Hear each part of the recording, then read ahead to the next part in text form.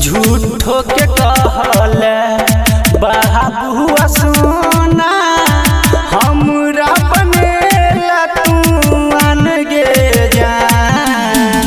झूठो के कहल बाबुआ सोना हमरा बनेला तू आन गे जान। नीपोन लागत गे गौआ जबरबा दुनिया त लगत वीरान गे जान जान गे। नीकोन लागत गौआ जबरबा दुनिया त लगत वीरान गे जान। नीकोन लागत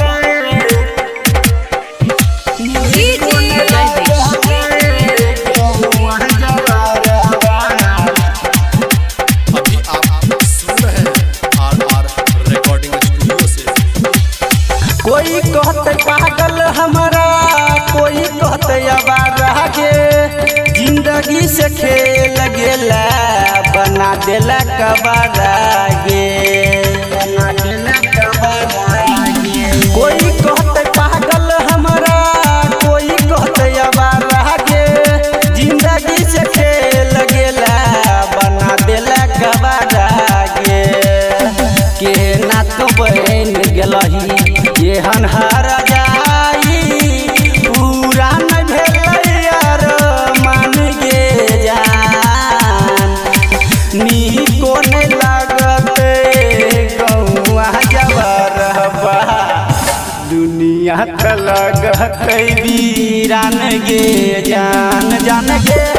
नीकोन लागत गौआ जबरबा दुनिया त लगत वीरान गे जान। नीकोन लागत